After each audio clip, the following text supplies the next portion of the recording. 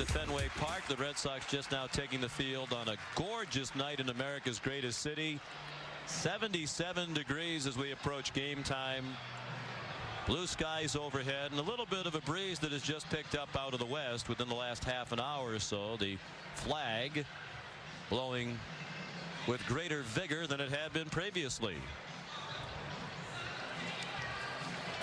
The starting lineups brought to you by Southwest Airlines, still with more than 2,700 nonstop daily flights to 59 destinations all across the country. For the scuffling Kansas City Royals, Angel Baroa, the shortstop, leads off. Carlos Beltran in center field. Mike Sweeney is the DH. Juan Gonzalez, the cleanup hitter in right field. Matt Stairs, the left fielder, batting sixth and playing third base, Joe Randa. Then Ken Harvey, the first baseman. The veteran Benito Santiago is catching, hitting eighth. And batting ninth, the second baseman, Desi Relaford, against Tim Wakefield. Wakefield 2-1 on the season. The 2.25 ERA is fourth best in the American League, and opponents only hitting 196 off Wakefield for the season. Of course, last time out working on 11 days rest. Worked at Texas, 7 innings in that game, 5 hits, only 2 earned runs. Of course, the Red Sox had trouble scoring at that point in the road trip and lost the game 4-1. He is 9-4 in his career against Kansas City. Red Sox defense tonight will have Bill Miller at third base, Pokey Reese the shortstop, Mark Bellhorn at second, and Kevin Millar at first. Left to right, Manny Ramirez, Johnny Damon, and Gabe Kapler, and of course Doug Mirabelli doing the catching for Tim Wakefield. The Red Sox are 11th in the league, 24 errors in their 28 games. Joe West is the home plate umpire tonight with Terry Kraft at first base, Mike DeMuro at second, and Paul Emmel will call the plays at third. Red Sox delighted to be back at home, and a beautiful night to greet them as the Kansas City Royals are in town. Royals have lost 16 of their last 20. Angel Baroa, the first batter of the ball game, and a knuckleball drifts up and away. The first pitch at 7:07. Baroa at 2:14. One of the many Royals off to a disappointing start. A homer and 4 runs batted in. The good news for Angel, the Royals announced today that he has signed a 4-year contract through the 2008 season with a team option for 2009. He was the American League Rookie of the Year last year when he hit 287. He looked at a strike 2 and 1. Hit 17 homers, drove in 73 last year, led all American League rookies with 92 runs scored. And Jerry talking with Tony Pena, who as usual is upbeat even though the Royals are 8-18. He said this is a good sign because in recent years, other than Mike Sweeney, the Royals really haven't been able to sign their younger potential stars, at least, to long-term deals. And now with the signing of Baroa, it sends a good message to players and fans. It really does. You know, for many years, a lot of players would play in Kansas City till it was time to be a free agent and leave. Well, now, as you mentioned, Sean, locking up their good young players to long-term contracts. Little chopper down the line. It's a fair ball played on the run by Miller, and Millar can't get it with the stretch. So Baroa, who runs well, is aboard. That will likely be scored a base hit. And the Royals have the lead man on. Just a little soft ground ball down that third base line that Miller has to charge, and as charging, tries to get his body in position to make that throw to first base. He gets the glove of Kevin Millar, but he can't hold on to it. If he comes off the bag to catch it, obviously Baroa is going to be safe anyway, so that is going to go as a base hit. One thing that would help the Royals' cause is if they could get a lead early in a ball game. They're 8-18 in those 26 games. They've been outscored in the first 5 innings, 150-60. Outscored by 90 runs in the first 5 innings. They've been playing from behind all season long. Carlos Beltran at .313, 8 homers, 21 runs batted in. Tied for second in the league in home runs, 2 behind Troy Gloss of Anaheim. He takes a strike, 0-2. Matter of fact, Jerry, in those 26 games, they've had the lead after 5 innings only 6 times. Well, that's depressing. It really is. Fall behind early puts added pressure on a team that's already under some pressure because of the slow start. Chopped slowly up the middle. Reese has to go to first for the out. It's just hit too slowly to allow Pokey to get to second base. His only play at first, so a man in scoring position with one out for Kansas City. Yeah, what Pokey was hoping to do there is hang around that bag and hope that the ball got to him soon enough where he could tag second and go to first. But as Sean mentioned, just not hit hard enough. He eventually had to come out in front of the bag to make the play to make sure that he could get it out at first base. Also had to deal with that tricky hop at the very end of the last hop. But as usual, handled very well by Reese. Now the designated hitter Mike Sweeney. Foul tip into the mid of Mirabelli. 281 the average for Sweeney. 4 homers and 19 runs batted in. Slumping lately, just 7 for his last 32. Over his last 8 games, he's been battling a sore right wrist that caused him to miss 5 games. Baroa takes off for third. The pitch, a ball, the throw, safe. Didn't look like Baroa got a great jump.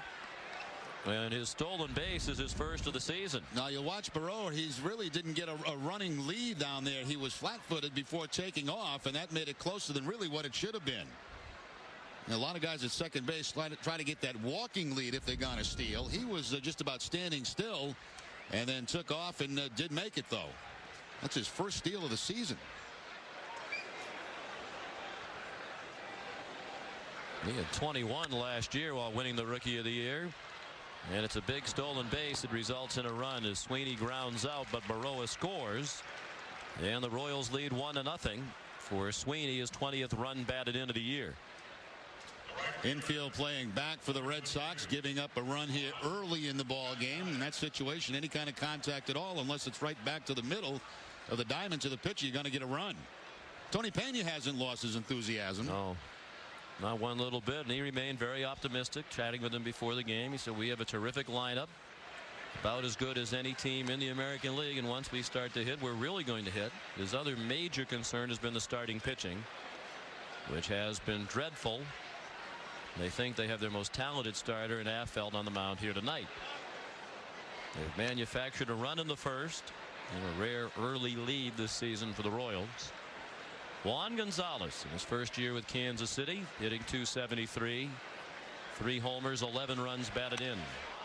Hits it hard but foul. Off the wall and left, but to the left of the pole.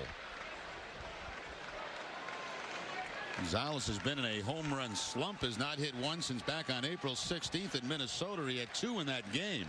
He's got 3 total on the season. They expected more when they signed him as a free agent in the offseason to provide a little bit of thump that this team was lacking last year, even when they were in contention. Reese, a busy inning. He had 3 assists in the inning. A run for the Royals after a half inning. Kansas City won. The Red Sox coming up. Royals scratch for a run in the first. They lead 1-0. The Red Sox lineup is brought to you by Southwest Airlines. Boston 17-11 for the season with a 1-game lead over New York in the American League East. Johnny Damon, the center fielder, leads off. Mark Bellhorn, the second baseman. David Ortiz, the DH, hitting third. Manny Ramirez, the cleanup hitter, in left field. Kevin Millar at first. Gabe Kapler in right. Then Doug Mirabelli catching and hitting 7th. Bill Miller, the third baseman, bats 8th. And Pokey Reese, the shortstop, to hit 9th against the lefty Jeremy Affeldt. Affeldt looking for his first win as a starter since last July 23rd. So far this year, 0-3. But I'll tell you, we've seen good stuff from him in the past. Against the Red Sox, he's worked in 3 games. He's worked a total of 9 innings, given up 11 hits, but only 2 earned runs. Guy who had a lot of problems with blisters last year, and as a result pitched out of the bullpen with regularity. They think he is poised to become an outstanding starter at the top of their rotation. Has the ability to do it. Throws hard. And he throws a couple of strikes to Johnny Damon. It's quickly 0-2 on the former Kansas City Royal, hitting .245 with a homer and 16 runs batted in. 2 kinds of fastballs from Affeldt. The cross-seam fastball, a sinking fastball, the breaking ball, and changeup. He threw a ball high.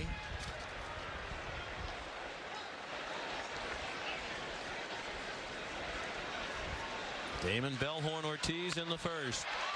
Breaking ball, line to center. Beltran makes the running catch.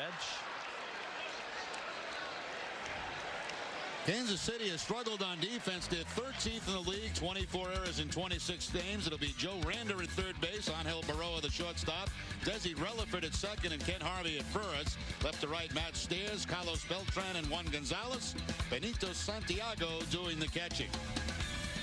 And as a result of the shaky defense, they've given up 20 unearned runs, more than any team in the American League. When your pitching is struggling, they don't need to have it compounded by the defensive lapses. Mark Bellhorn at 227, 2 homers, 11 RBIs. And still with a league leading 27 walks. He chops it to short. Baroa throws him out. 2 down here in the first. Royals leading 1-0. They are 2-12 on the road. That is the worst road record in all of Major League Baseball.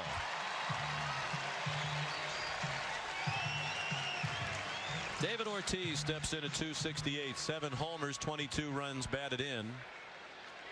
He's 6th in the league in home runs and tied for 5th in runs batted in. Big swing and a foul ball back to the screen. Red Sox in a stretch right now where they're going to see an awful lot of left-handed pitching for the next 6-7 games. All 3 Royal starters in this series will be lefties. Jimmy Gobble tomorrow and Darrell May on Sunday. Kurt Schilling tomorrow for the Red Sox and Derek Lowe on Sunday. Foul tip in and out of the mid of Santiago. 0-2.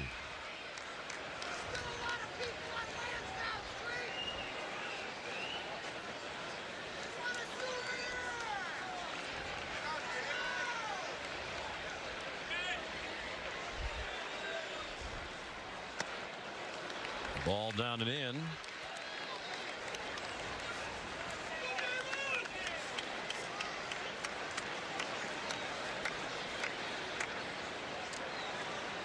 Ortiz looking for his first hit ever against Affeldt. Hitless in 6 trips. Another pitch down and in. 2-2. And so far this season, David Ortiz against left-handed pitching hitting .229 against lefties. All 7 home runs coming against right-handed pitching. David's been struggling a bit lately. He was just 3 for 18 in the 4-game series in Cleveland, although he did hit 2 home runs Wednesday to lead the Red Sox to the 9-5 win that ended the 5-game losing streak. Homered in his first 2 at bats in that game Wednesday.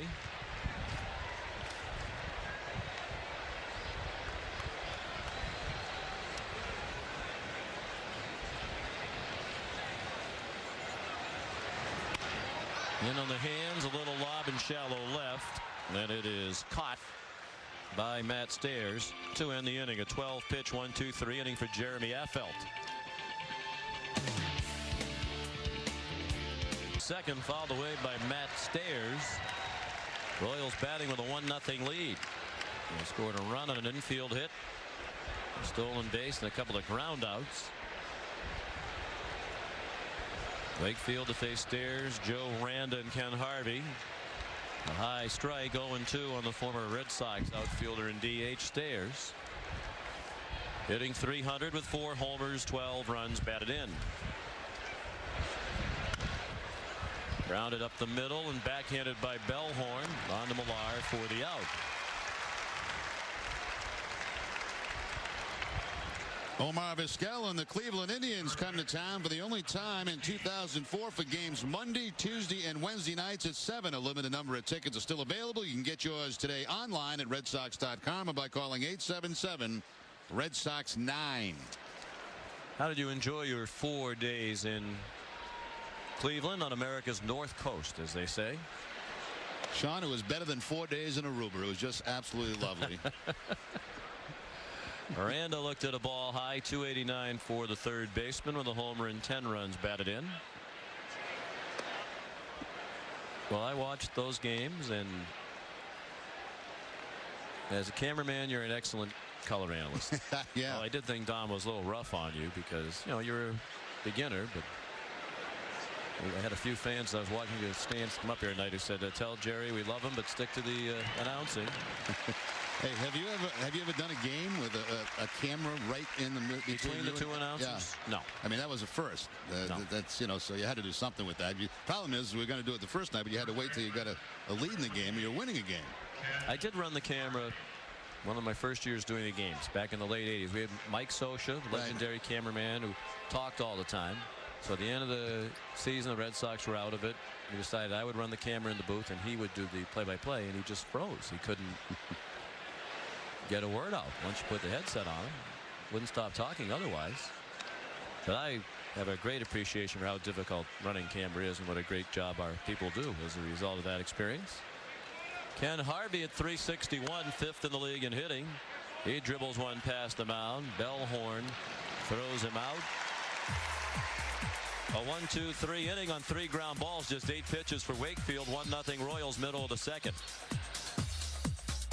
Manny Ramirez stands in to begin the second against Jeremy Affeldt, who throws strike one outside part of the plate at the knees. Ramirez at .360, sixth in the American League in hitting. 7 homers, 19 runs batted in for Manny. He has 40 hits. Only Michael Young of Texas with 46 has more in the American League. A quick 0-2 hole for Ramirez. The Red Sox went in order in the first. Affeldt will face Ramirez, Millar, and Kapler here in the second. Fastball just inside. Affeldt just 24 years old, from the state of Washington, from Medical Lake, Washington. Lives now in Phoenix, Arizona. Third round draft choice of the Royals in 1997. Out of play to the right.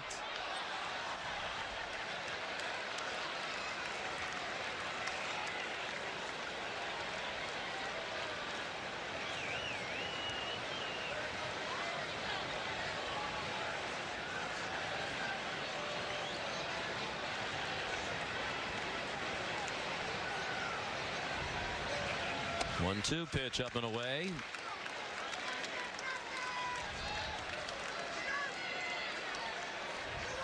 Two balls and 2 strikes.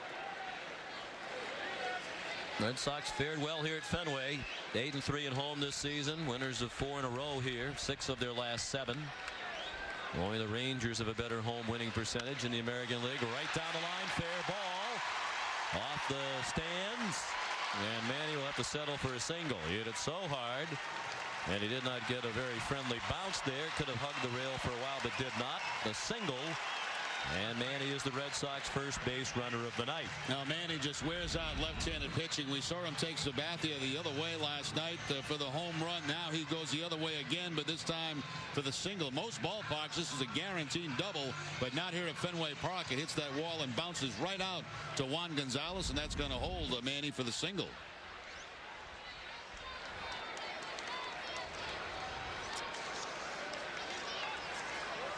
Tying run aboard with nobody out here in the home half of the second, and the batter Kevin Millar. Pitch gets away from Santiago, and Manny goes down to second base.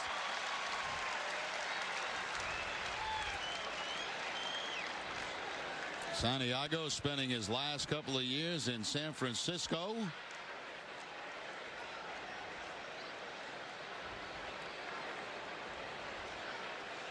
They've added a few veterans to this club. Yeah, you can understand why expectations were high. They were in contention last year.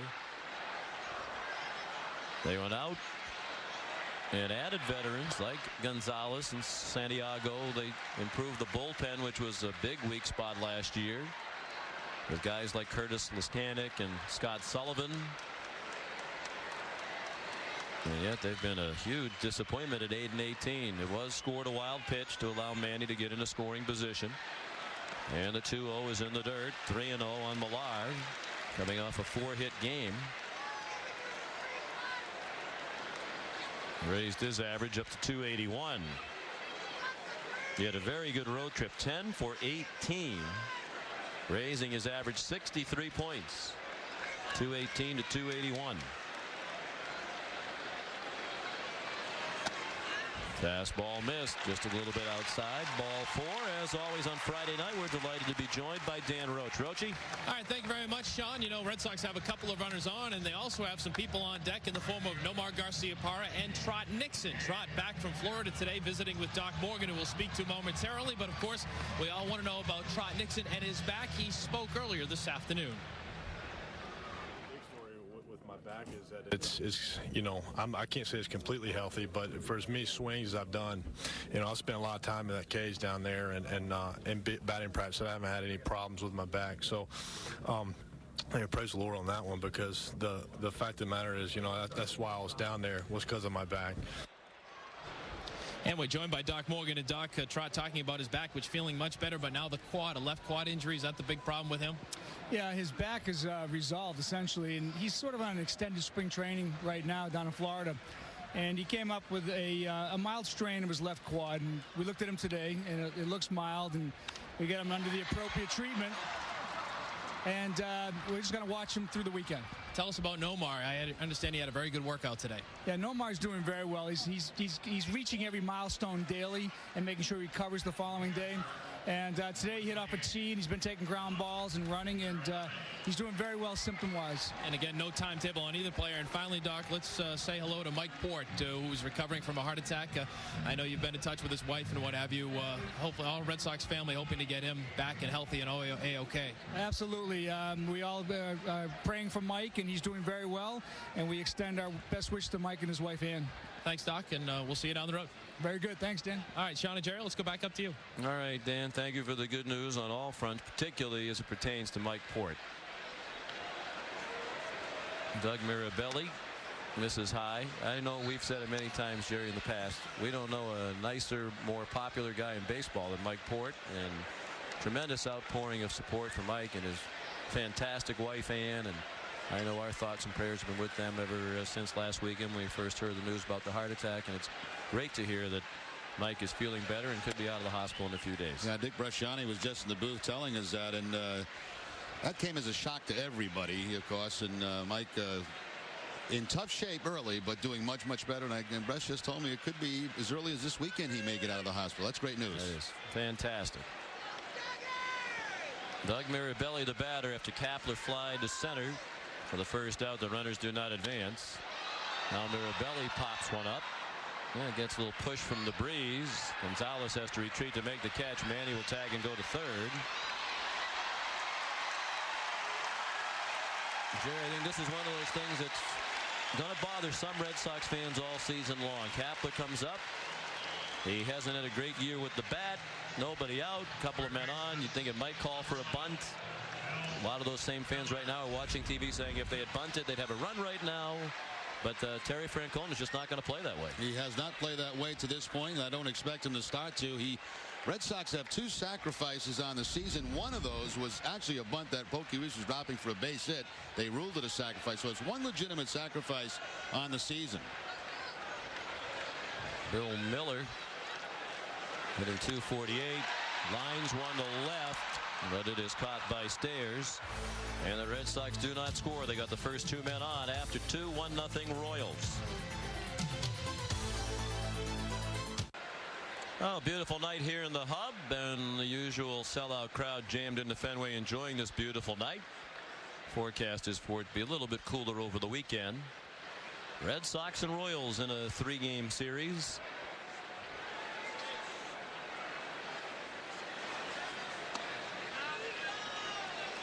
And Tim Wakefield's first pitch of the third, a strike. Benito Santiago at 253, 2 homers, 8 runs batted in.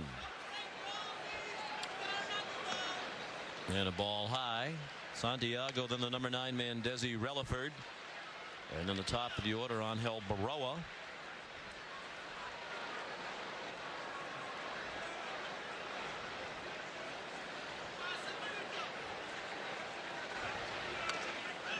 Santiago waited for that tantalizing knuckleball and fouled it off.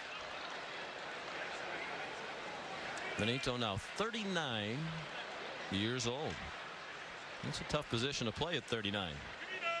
And still plays it with a load of enthusiasm, very much like his manager, Tony Pena. Hits it right back to Wakefield. 7 batters.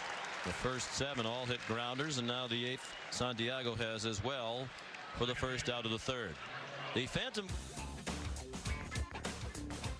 Sunday nights on Nesson, the Mad Fisherman Charlie Moore takes over to bring you Nesson Outdoors from 8 to 11 p.m. each Sunday night. Charlie will take you through the best outdoor programming that New England has to offer. So don't miss the Mad Fisherman Sundays on Nesson.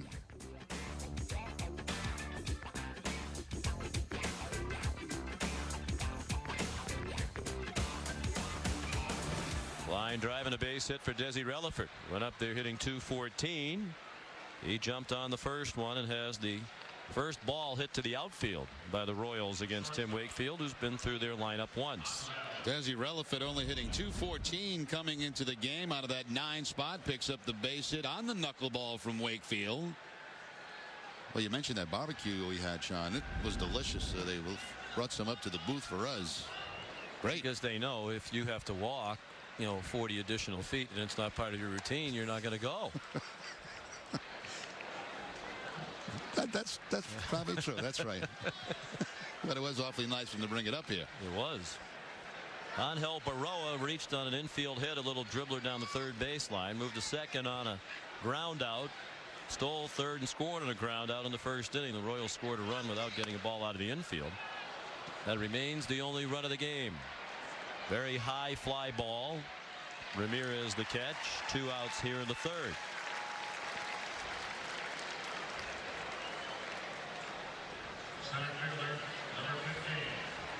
Into the ballpark this afternoon. The wind was blowing out toward center field, but as you mentioned, Sean, within the last hour or so, it has picked up, moving from left field to right field.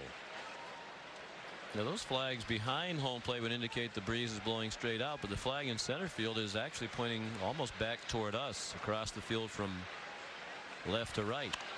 Hit hard and past Millar by Carlos Beltran. Barreau on his way to third as Kapler plays it back into second. And the Royals have runners at the corners with 2 outs on a solid single by Carlos Beltran. Carlos Beltran, one of the top players in the league, one of the top players obviously on this Kansas City team. He hits the first pitch and right by Kevin Millar. Millar holding that runner Relaford on first base, and really not much reaction time at all for him. So they're trying to do some 2-out damage here to Wakefield in the 3rd inning. Beltran at first base can run. He's already got 14 steals. He had 41 steals a year ago for the Royals. He really has emerged as one of the terrific all-around players. He's signed just through the end of this year, heading toward free agency. Even talk that if the Royals don't get it together, he could be moved during the season. You think there'd be a number of clubs interested in Beltran. And he's one of those guys that unfortunately for us, we only see the Royals maybe 6 times a year. You don't get a chance to really appreciate how good he is. He's at first, Barreau at third. 2 outs, 1-0 the count on Mike Sweeney, who grounded to short to drive in a run. Right over the heart of the plate. The ball and a strike on Sweeney. This is another guy that does not get a lot of attention, but he's been a terrific hitter for this team for a long time. He wears that C as the captain of the Kansas City Royals. They have Beltran picked off, and the throw gets away from Bellhorn. On to score Baroa. Beltran back to first. On to score Relaford, rather. Looked like they had him picked off to end the inning, but they botched the rundown, and they charged Bellhorn with an error, allowing Relaford to score. The old fake to third and throw to first, and Beltran had taken off early. It just looked like Bellhorn maybe just took his eye off the baseball. Here's the throw. He's not blocked at all by the runner. He just doesn't catch it, and Beltran can get back to first base, but Relaford comes home on the error. I would have to think that would go on Bellhorn. It didn't look like a bad throw. It was on Bellhorn.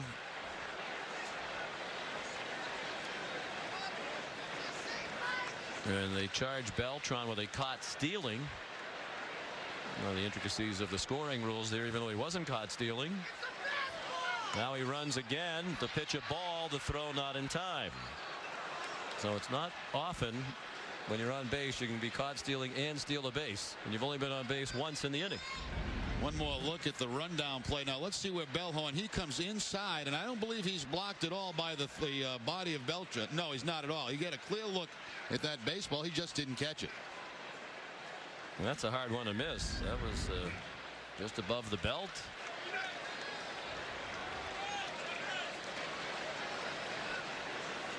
Now another man in scoring position. And that's ball 4 and a close pitch to Sweeney.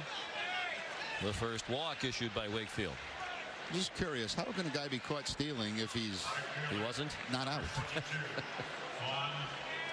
Because he should have been out. He should have been out in the judgment of the score.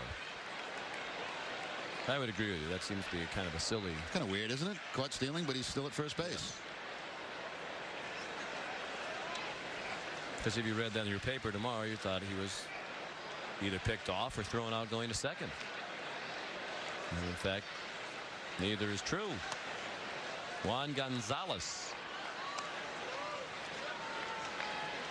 signed to a 1-year contract for $4.5 million by the Royals, well down from his usual income range. He made $12 million playing in Texas last year.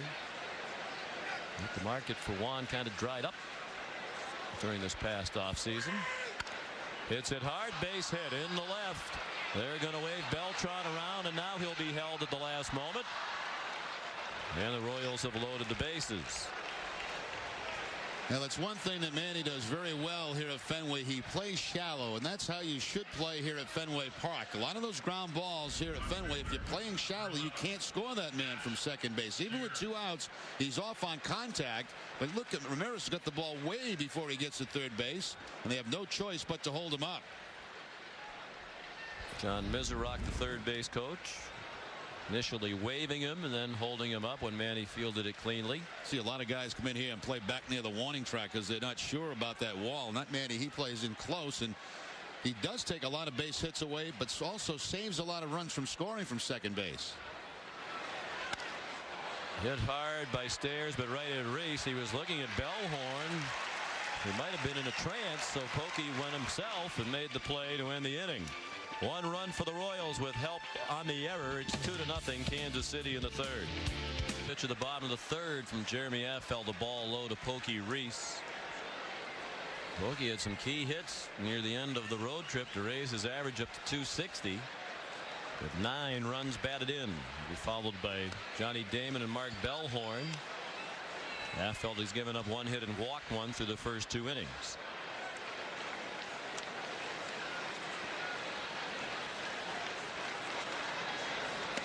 Foul tip.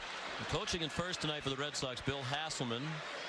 He's been working as a coach in the minor leagues. Lynn Jones had a household accident while the Red Sox were in Cleveland. He lives not far from Cleveland and suffered an eye injury while using a screwdriver that went into his eye. Very serious injury. Reese bounces it down to third. Randa throws him out. And Jerry, some question about the future of that eye for Lynn Jones. We hope with some surgery upcoming that they'll be able to save the eye and restore the vision, but very nasty episode. Yeah, terrible accident for Lynn Jones, and you know, I guess the report's a little bit better than it was a couple of days ago. At least Monday they're going to try to operate and save some of the eyesight. But boy, a lot of bad news on that last road trip. Yeah, between that and what happened with Mike Port, what happened on the field, certainly we hate the cliche about how it puts things in perspective, but certainly it did provide perspective. The 2-5 wasn't such a big deal. Johnny Damon ahead in the count 2-0. He was showing bunt. Randa in tight at third.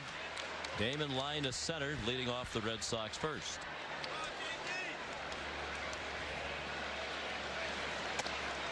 Fastball from Affeld, and another ball.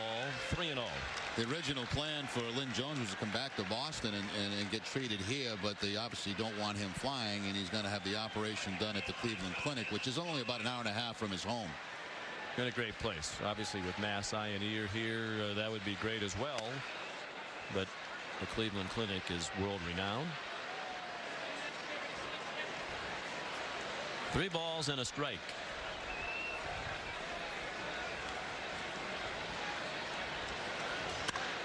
Johnny turns on one and drives it to deep right. Way back by the bullpen and gone over the bullpen into the bleachers, and the Red Sox are on the board. It's 2-1.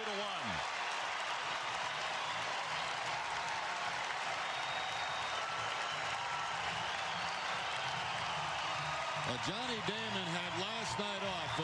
Terry Francona had gone to him and said, look, we're going to face all these lefties. Pick a night. He picked last night, back in the lineup tonight, and gets an inside fastball in the 3-1 count. The advantage of getting ahead in the count.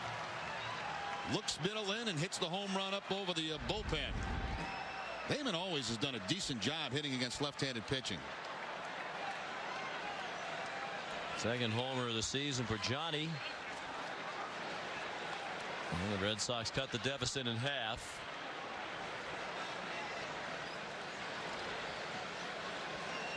Mark Bellhorn with 1 strike and another.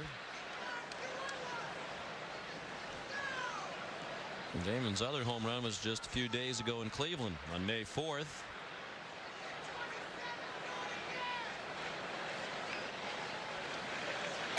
Up and in on Bellhorn.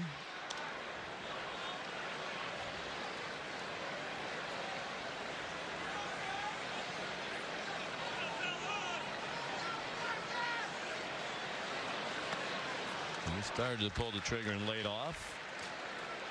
2-2. Don't know how long the lineup is going to stay this way with Bellhorn hitting second and Bill Miller back down to the 8th spot. It certainly has helped Miller get started. Line to right, sinking fast and in for a hit. Juan Gonzalez playing a very deep right field, particularly with a right-handed hitter up there. Stay tuned after the game for New England's Red Sox postgame shows. WB Mason's Extra Innings, a complete Red Sox wrap-up, followed by Granite City Extra Innings Extra. After the last inning, the action is just beginning.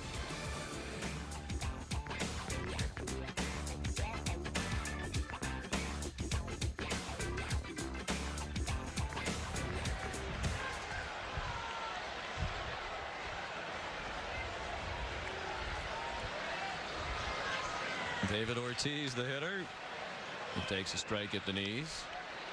He fly to left his first time up. Troy Gloss had that laser surgery in the offseason. He says that's made a big difference. 10 home runs. There'll be a lot of other guys lining up. That made a big difference for you a couple of years ago. Did. Right over here at Mass Eye and Ear with Dr. Dimitri Azar. Didn't Tiger Woods have that same surgery? Yeah. Trot Nixon did with the same surgeon. He was really the one who convinced me when I was thinking about doing it. I talked to Trot. And he said he had a great experience with Dr. Azar and his fabulous staff. Strongly recommended it. And I'm very glad I did it. And it's nice when you go to do something like that. You can do it at one of the best places in the world to have it done. Now, does that help like for reading and stuff? No, it helps for far away. Oh, okay. Swing and a miss. Ortiz strikes out. Trot was very upbeat. Had a chance to visit with him in the dugout before the game tonight. And he said it's really just the quad thing. He's going to do some aerobic exercise. He doesn't think it's going to be a major issue. As we heard in the soundbite, the back is better, not 100%, but doing better. And he's hopeful he's on the way back. Nomar Garcia-Parra was here. I spoke with him in the clubhouse briefly, and he echoed what we heard Dr. Morgan say, that every day feels like he's making progress now. And Nomar had a big smile on his face while he was saying it. So he's optimistic his return is not that far away. Watching Nomar in the clips that we had earlier, he's moving a heck of a lot better than he was last homestand. And Nixon, I watched him take batting practice today, and he was swinging the bat very well. So I guess a good sign for both guys that they're getting closer and closer. Nixon getting a little sick of batting practice fastballs as well. Ramirez hammers one in the left, a base hit. He's 2 for 2. Single down the right field line last time up. In fact, their old pal Jim Corsi was in the tunnel talking to Trot Nixon, and Jim Corsi said, hey, if you want me to pitch some batting practice to you while the team's away, if you're hanging around, I still got some heat. They never think they lose him. No. Well, I mean, he had a pretty good sinker, you know. Yeah, he wasn't exactly a flamethrower. He was just up there a little while ago. He's a good guy. I'm sure he could still get it up there in the 80s, probably.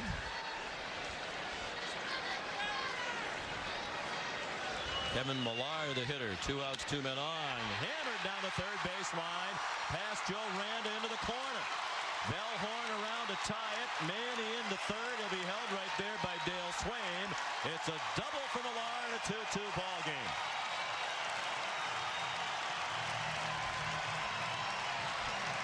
Kevin Millar, who was in a terrible slump for a long time, has really broken out in a big way. 4 for 4 last night against the left-handed pitching, and now another base hit. Does not waste any time. First pitch, hooks it right down the third base line, and it runs all the way down to the corner at the 310 mark. Quickly getting it back in was Matt Steers, and that's going to hold Ramirez at third base. Old friend, former Red Sox pitching coach John Cumberland out to the mound to visit with Affeldt. Talking with Cumby before the game, he said Affeldt is still learning how to pitch, but learning quickly, getting a much better idea. So they'd like him to be more of a pitcher rather than just a thrower, capitalizing on his raw ability. They'd like him to coordinate all of his talents. So it's a tie game, but 2 here in the third, and Kapler with a chance to put the Red Sox on top. It took a looping breaking ball high. Gabe fly to center with 2 men on and nobody out last inning. 2 runs, 5 hits, an error for Boston. 2 runs, 4 hits, and no errors for Kansas City. Kapler jammed. He broke his bat, hit a spinner down to third, and ran to throw him out to end the inning. 2 runs on 4 hits, including the Damon homer. After 3, 2-2 the score. Sean McDonough, Jerry Remy at Fenway Park. A 2-2 game in the 5th. And the top of the order for the Royals, Angel Baroa takes a curveball from Wakefield for a strike. He had an infield hit and scored their first run in the first inning. Fly to left in the third. He'll be followed by Carlos Beltran and then Mike Sweeney. In the hole, a base hit past the dive of Reese. So Baroa with a new contract is 2 for 3, and here's Dan Roach. All right, thank you very much, Sean. And we're joined by a man who was the 1959 Red Sox Rookie of the Year, Jerry Casale, 13-8 with a 4.5 ERA, and hit a 3-run homer in his first major league game here at Fenway Park in the game that you pitched. Jerry, you're up from New York City. How's things going, and what's it like to be here at Fenway again? I got good feeling being over here. It's nice to see it. But the ballpark has changed a little bit with all these new seats all around, you know? What do you remember about being a rookie and being a kid with the Red Sox? Well, being a rookie and playing with Ted Williams for 2 years was a big thrill for me. And my first game I won, I hit a 3-run homer, like you say. And that was a big thrill. But to me, the big thrill was just putting on the big league uniform, especially a Boston uniform. And Jerry, for years you owned a restaurant called Pino's down in New York City, a great Italian spot that I understand a lot of Red Sox people went to over the years. Yes, they did. I've made a lot of good friends, especially all the people from the ball club. And being that you give me an opportunity to be on the air right now, for any of our fans that came down from Boston that were very good friends of ours, I want to say thank you to them because we don't have the restaurant anymore.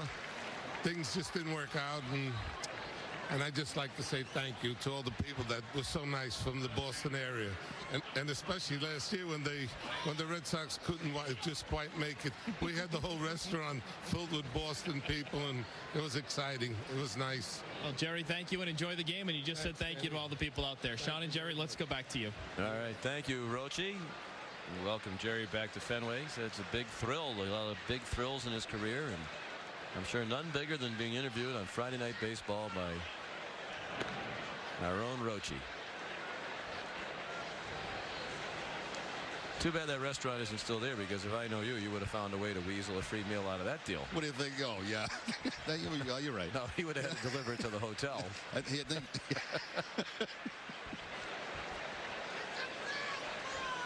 Mike Sweeney. After Beltran was retired on a fly ball to left, Baroa still at first now with 1 out. One steal in the game for Burrow, and of course every time they get a chance against Wakefield they'll be trying to steal bases. The total is down this year. They usually do run a lot, but it hasn't been the case. They haven't had that many base runners. They become more of a power hitting team. They're on a pace to set the club record in homers. They've hit 33 homers in 26 games. The ball on Sweeney, who grounded out but drove in a run in the first, walked in the third.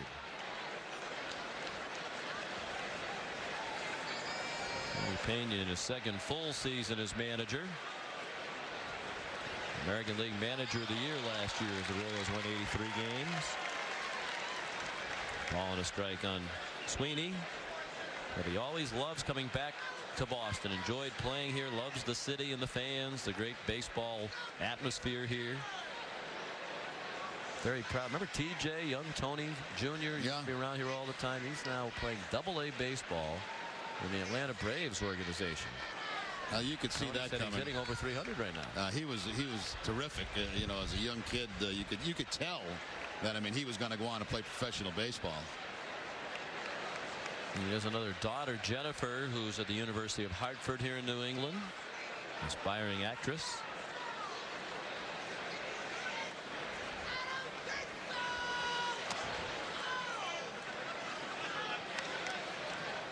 Two balls and a strike now on Sweeney with Juan Gonzalez on deck.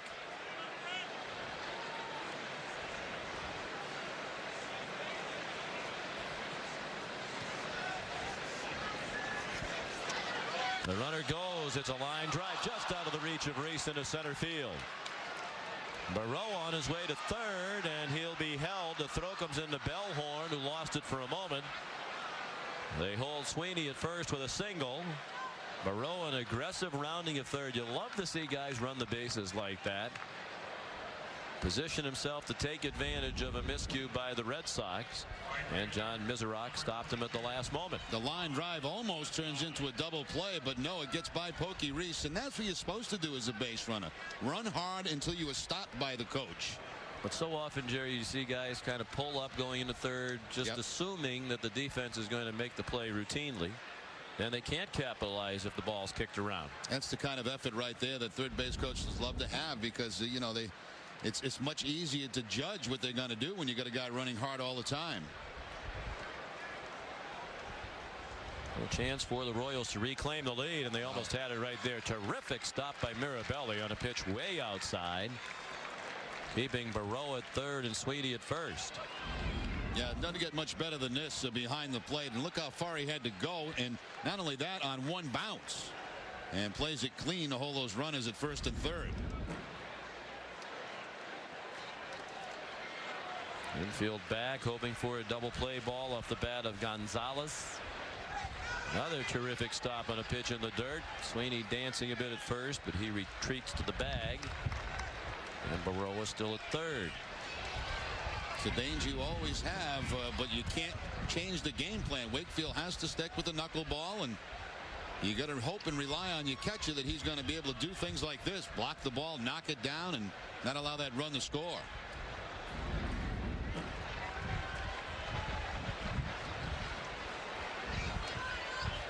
Gonzalez is grounded into 3 double plays this year. He waves at the knuckleball. 2-1. Two-time American League Most Valuable Player. He's been injury prone in his career. In time, some have questioned how much it really means to Juan Gonzalez. He lines one in the left, a base hit, and the Royals reclaim the lead. Burrow in from third. It's 3-2. 2 for 3 is Gonzalez, and the RBI is his 12th of the season.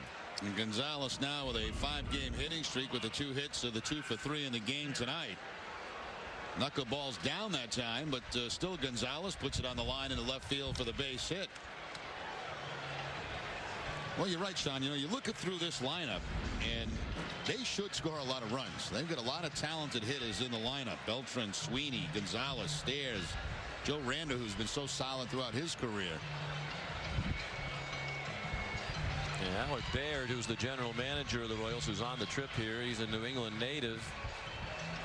He said They're not pushing the panic button because there's a long way to go, and they do have talent on this team. Tony Payne echoed the same thing before the game. As Alan Beard said, you can't wait forever to turn it around. Sooner or later, you need to get it going. And this is the team that if they get good starting pitching with this lineup is capable of running off 10 wins in 11 games or something like that. And in their division, could climb right back into it. Right now they're 8.5 games behind first place Chicago in the Central. Yeah, the only other team with 8 wins, Montreal. Both Montreal and Kansas City with 8 wins. Tampa Bay has 9 wins. The Royals have the worst record in the American League. Sweeney at second, Gonzalez at first. Matt Stairs, he rips one. That's the 4th hit of the inning. Past Millar into the right field corner. Sweeney scores. Gonzalez goes to third, and the throw to second. Not in time. Stairs had stopped. He was going to be content with a single, but then the throw came toward first base with the cutoff Moyen Bellhorn near first. So Stairs decided, all right, I'll go to second, and now they have 2 more men in scoring position. A little surprised to see Millar that far off the line with a left-handed hitter at the plate and Wakefield pitching. Usually they play everybody to pull, and there's a lot of room. Look how far off the line Millar is there, and that gets right down that right field corner. Now once Stairs sees the ball is not going to be able to be cut off by Bellhorn, that it's going to be over his head, that's when he decides to take off for second base.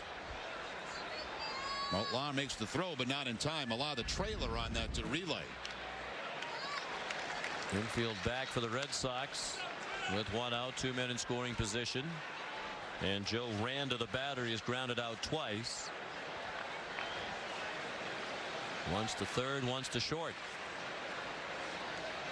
4 hits in the inning, 8 for the ball game now against Wakefield.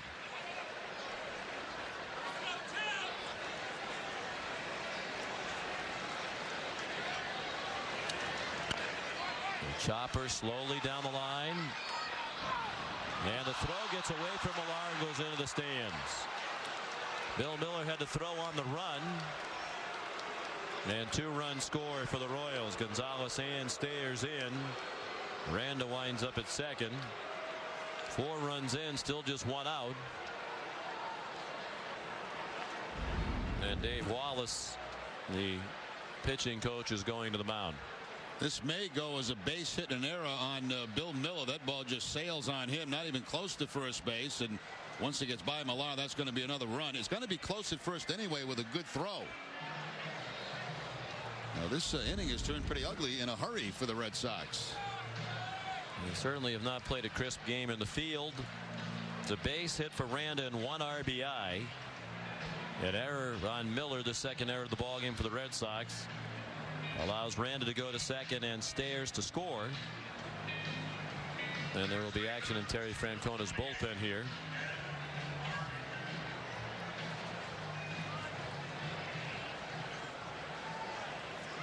Bronson Arroyo will begin warming up. Get all surprised that the infield was back in a 4-2 game? No, not this early in the game, and especially with men at second and third.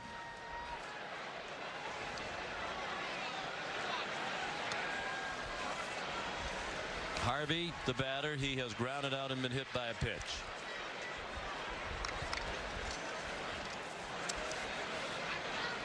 The error by Bill Miller, his 7th. That leads the team. Swing and a miss. He takes it hard. He had that 2-error ball game the other night and was really despondent after the game. Felt he had cost the Red Sox that ball game in Cleveland. You know, sometimes you wonder, Sean, remember he had an elbow injury in spring training and did miss a lot of games.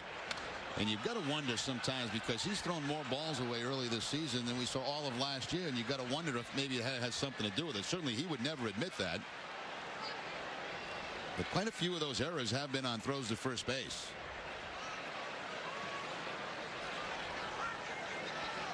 This will be the 20th pitch of the inning, still just 1 out.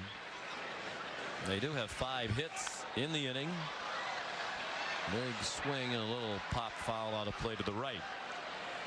5 hits and an error. 4 runs in. Randa at second. Harvey, the 7th batter of the inning.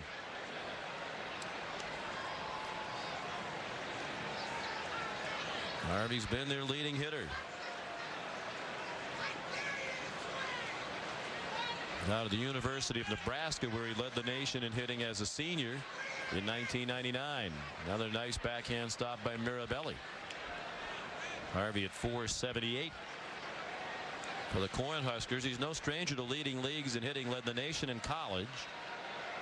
He led the Northwest League in his first season in pro ball right after he left Nebraska in 1999 at 397, and led the Arizona Fall League in 2002 when he hit 479.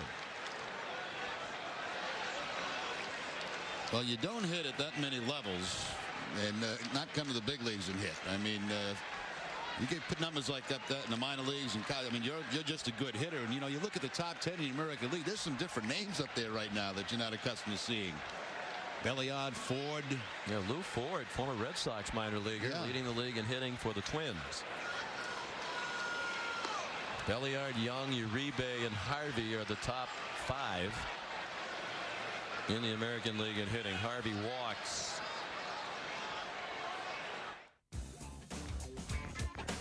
For scores, interviews, highlights, and more, tune into NESN Sports Desk. It's a fast-paced 15 minutes of what you need to get your morning sports fix. NESN Sports Desk, mornings starting at 5.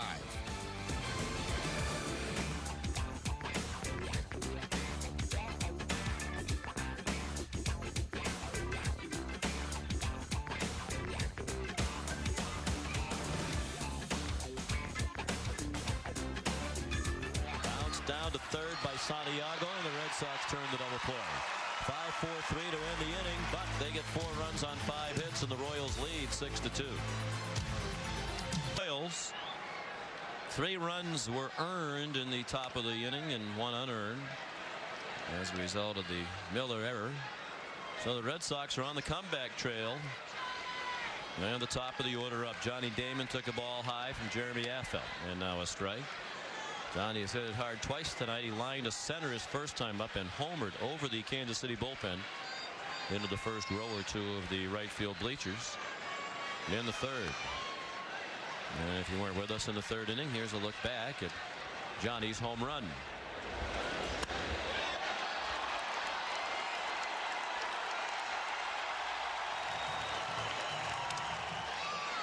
Now it's a grounder to second. Desi Relaford on to Ken Harvey for the out.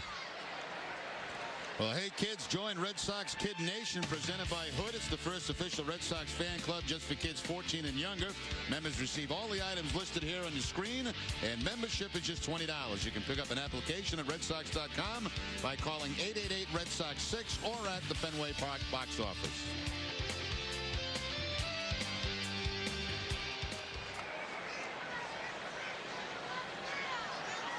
One out. Mark Bellhorn, the hitter, and strike 1 at the belt.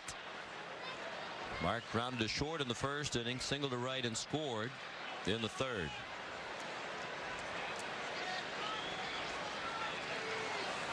Ooh, boy.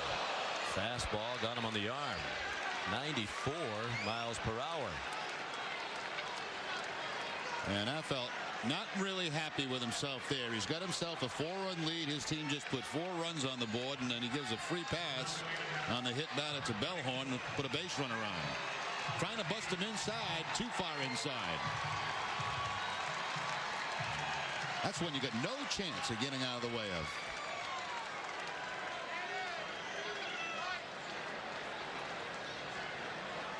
First Red Sox hitter hit by a pitch tonight.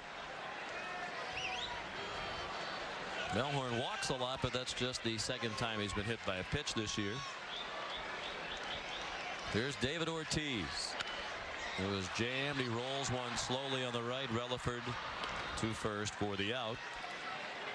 Bellhorn in scoring position with 2 outs. Say one thing for Affeldt. He's not afraid to come inside. You know, he jammed David Ortiz right there with an inside fastball. Was trying to come inside on Bellhorn and inside also on Johnny Damon. Fastball in, really ties up David Ortiz for the ground ball to second base. Trying not to let Ortiz get his arms extended.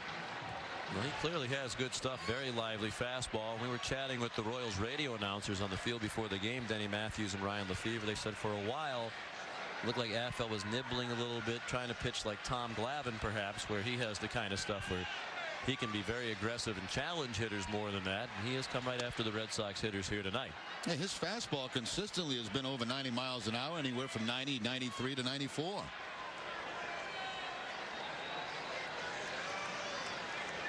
He threw a strike to Manny Ramirez, who is 2 for 2 tonight. Manny singled down the right field line in the second and singled to left in the third. Red Sox have 6 hits.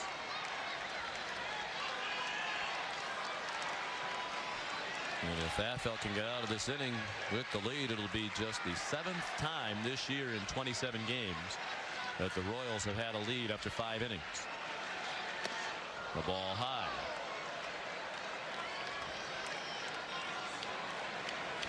Nomar Garcia-Parra in the dugout tonight. Mentioned earlier, chatting with him before the game. He's very happy about the progress he's making. Not all that excited about the developments at the moment.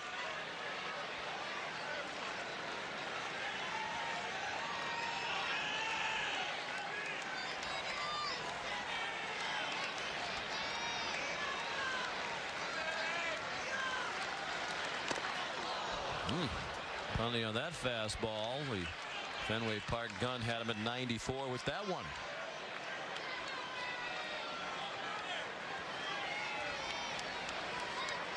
One of the toughest things to do, what Nomar is going through right now, what Trot Nixon is going through right now, not being able to participate, not being able to help out in any way. It's very, very frustrating, and sometimes guys would prefer not even to be around. Well, there were shots of Nomar at a Celtics game while the Red Sox were in New York playing the Yankees. Some people said, why isn't he with the team? You don't have a problem with that? No, I don't have a problem with that at all. I mean, he at that time was on a completely different program than what he's even on right now. His work at that point was basically just in the weight room.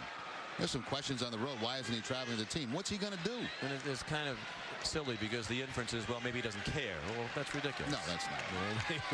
I tell you, Nomar knows he cares very much for what's happening here. At the end of my career, I went through a lot of that, and it is very, very difficult to be around every day. It's hard when you know you can't go out there and do anything. Plus the fact you've got people asking you, how are you doing today?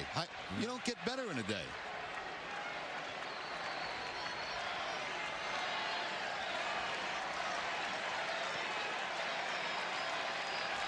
Jeremy Affeldt with a 2-2 to Ramirez. He hits him near and right. Getting a little push from the breeze. Gonzalez back on the warning track to make the catch. That got quite a push from the wind, and it dies in the glove of Juan Gonzalez. 6-2 Royals after 5 at sold-out Fenway Park. On to the 7th inning here at Fenway. Game 1 of a 3-game series, and the Royals leading 6-2. Mike Sweeney, the leadoff hitter against Tim Wakefield, who's gone all the way for the Red Sox. Hasn't been his best day, but he's also been victimized by some shaky defense behind him. That's led to a couple of unearned runs. Sweeney, Gonzalez, and Stairs, the 3, 4, and 5 hitters. Something on the field on the left field line. To be retrieved by Manny Ramirez, a beach ball. Well, the temperature has dropped considerably at game time.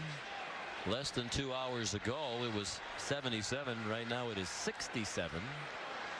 And the breeze that was hardly noticeable now up to northwest winds 12 to 17. It was out of the west earlier. And cold front coming in, Jerry. It's going to be a lot cooler here at the ballpark over the weekend. Temperature expected to be about 60 degrees. She was prepared.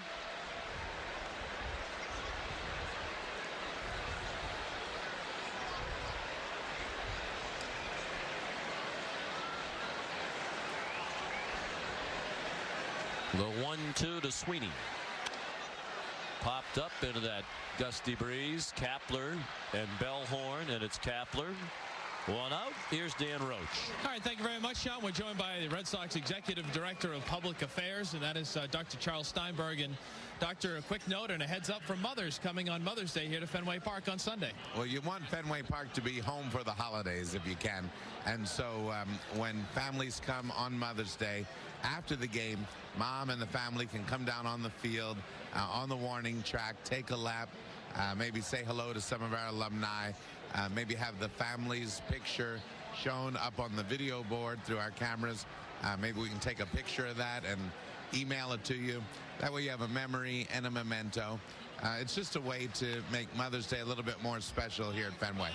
All right, thank you very much. And Sean and Jerry, if I might, because we won't be here on Sunday, I'd like to wish a happy Mother's Day to my mother, Mary Roach, up in North Andover, and the one woman who said yes to me in my life, my lovely bride, Pam. Gentlemen. Thank you, and thank you to the doctor as well. Dan ought to bring his mom and his wife out to run the bases after the game. Why not? That was almost like candle pins for cash. Remember when Bob Gamir at the bowling show and people would come out and people pull the piece of paper and have the list of like 96 people they want to say hi to before they bowled for their $7? I thought Rochi was going to go through the entire family. My Aunt Maggie. And, well, we should say it too for all of us at UPN 3. Happy Mother's Day to all the moms out there in TV land tonight. Oh, Matt Stairs made no effort to get out of the way of that one.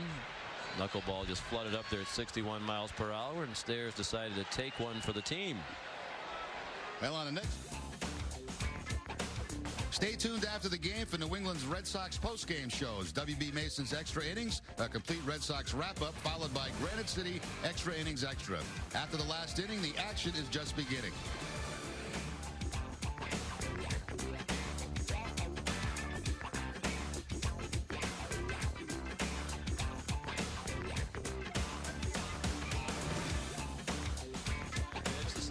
Hit by Wakefield, and Joe Randa takes a strike. Mike Timlin warming up in the bullpen. Bronson Arroyo was up earlier. Wakefield up to 99 pitches. His 100th is fouled away by Randa, who's 1 for 3 in infield RBI single.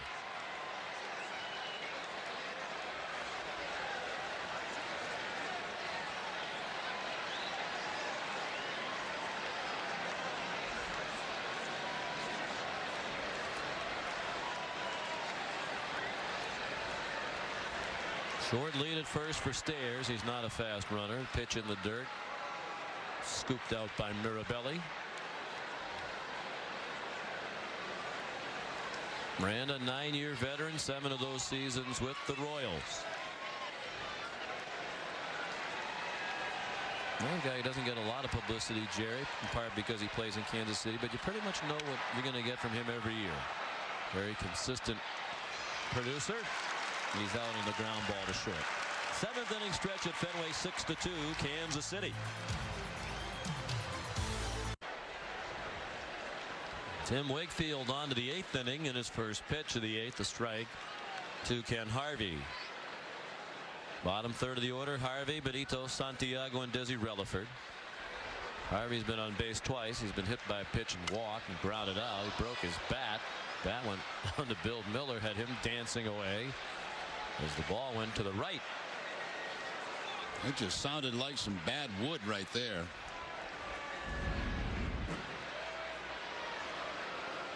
Bill Miller looking for the baseball, then has to get out of the way of the barrel of the bat.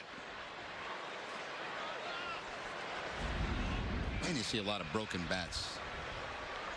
I think a lot of it's because a lot of the players use very thin handles and big barrels.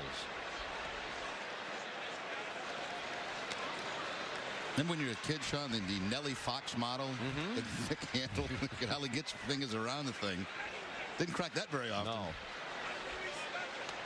Swing and a miss for strike 3. One out in the 8th. Here's Dan Roach.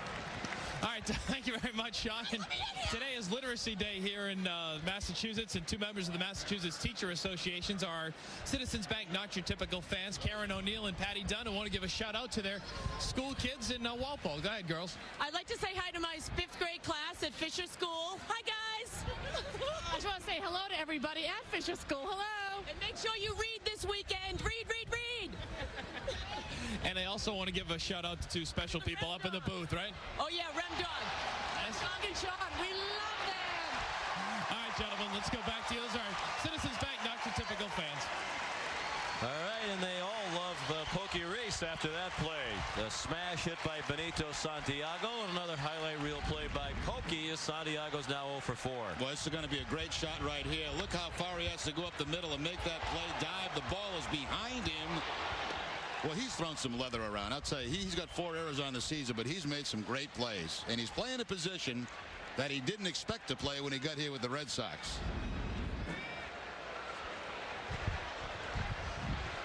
He delighted another sellout crowd here at Fenway. 35,280 the attendance here tonight to watch the Red Sox and Royals. Red Sox sold out all 12 home dates this year, and that's 76 straight sellouts, adding to the longest consecutive sellout streak in franchise history. That dates back to May 15th of last year. It's quite possible, Jerry, they'll sell out every home game this year for the first time in the history of the franchise. Wouldn't surprise me. Still a few tickets left for the series coming up against Cleveland next week. As Relaford laid off the high knuckleball to run the count to 2-1. He's 1 for 3 against Wakefield. When you can sell out games in April at night here at Fenway, you got a pretty good chance of doing pretty well all season. Yeah, usually it's the early season games that aren't sold out, and then as the weather gets better, the kids get out of school, we ring up the sellout streaks. But this year we've gotten through the portion of the schedule that usually has an occasional non-sellout or two with all sellouts. 3-1 pitch. Fastball for a strike. Say this, Joe West has done an excellent job behind the plate tonight. I can't remember one beef from a pitcher or a hitter. The only one that I saw a little bit of complaining about was Mirabelli's strikeout, which was back in the 6th inning. He thought that curveball was high, but other than that. Yeah, and it's not easy with Wakefield out there throwing the knuckleballs. Relaford sends one down the line and foul. If I'm not mistaken, too, Sean, wasn't Joe West the umpire they had some problems with down in Tampa Bay last year? I don't recall. I think so. I think it was Friday night. No, but that's true. So excuse me. Actually, you are doing your second home game of the year. Swing and a miss. Strike 3. One of the best innings of the night for Wakefield comes in the 8th. We go to the bottom of the 8th. The Royals leading 6-2. Red Sox running out of time. Just 6 outs left against Jeremy Affeldt or the Royals bullpen. 6-2 Royals. They are looking for just their 3rd road win of the year. Manny Ramirez leads off and fouls one away to the right. Ramirez 2 for 3 with 2 singles and a fly ball to right. Kevin Millar and Gabe Kapler to follow the middle 3rd of the order. Red Sox have 8 hits. Affeldt has walked 1 and hit a batter. He has struck out 3, all of those strikeouts in the last 2 innings. Struck out 4 rather, 3 of them in the last 2 innings. And up to 112 pitches now as he's even at 1-1 with Ramirez. Again tonight, good work by Tim Wakefield, but again tonight he is the victim of a lack of run support. That's been a recurring theme for Wakefield. And there's a base hit in the center. Beltran playing very deep. And Ramirez has a 3-hit game.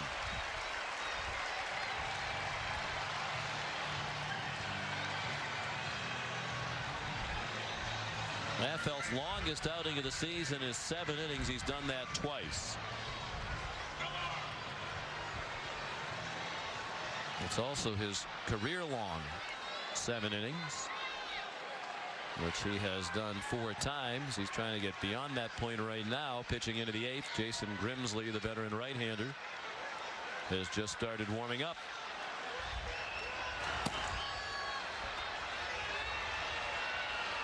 Affeldt looking for his first win since last July. And Millar skies it in shallow right center, knocked down by the breeze. Gonzalez the catch, 1 out. First time they've retired Millar tonight. He had walked, doubled, and singled and driven in a run.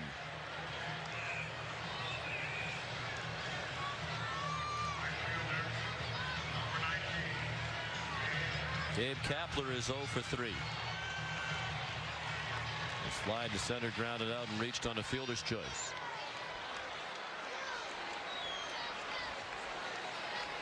Wakefield might be finished for the night. When he came off, you saw the nice shot of it as he was walking off the field toward the dugout. He tipped his cap in the direction of Joe West, I think echoing what we were saying during that last half inning about the good job the home plate umpire's done tonight. It would seem to indicate that Wakefield did not plan on returning. That's a classy move. He made sure he had Joe West's attention and thanked him for a good night's work behind the plate.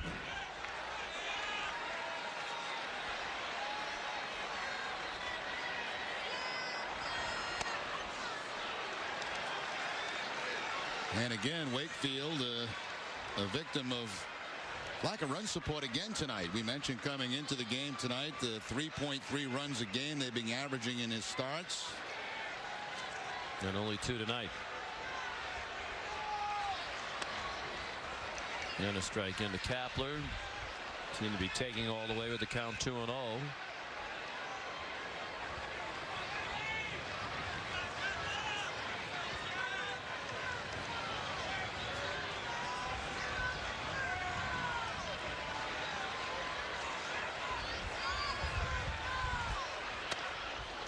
Just inside.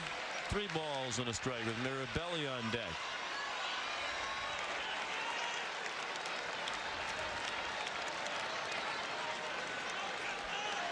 Grimsley is left-handed company now in their bullpen.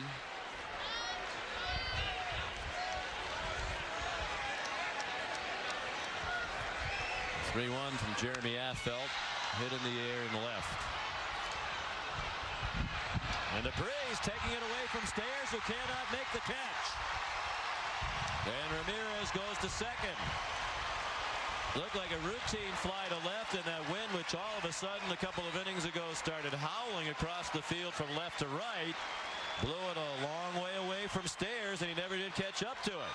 And there's a case where Carlos Beltran, the center fielder, has to know which way that wind's blowing and where that baseball's going to go.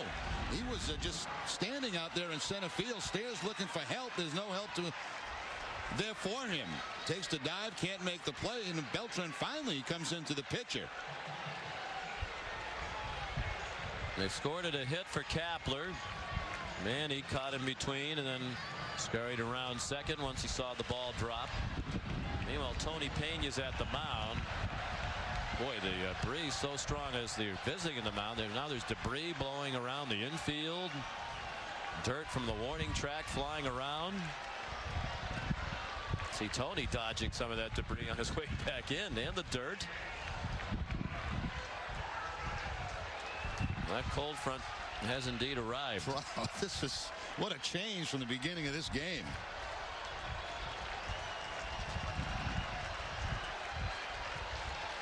So the Red Sox catch a break. We spoke with Bob Schaefer, their bench coach, before the game. He said for the Royals it's been something different every game, and one costly mistake has cost them game after game. Maybe the Red Sox can capitalize on this one. That's just foul. Well, the temperature, which was 77 at game time, is 63 now. 2 hours and 15 minutes later, so it's dropped 14 degrees. And the wind was at 8 miles per hour when the game started. Wind gust right now at Fenway Park at 27 miles per hour.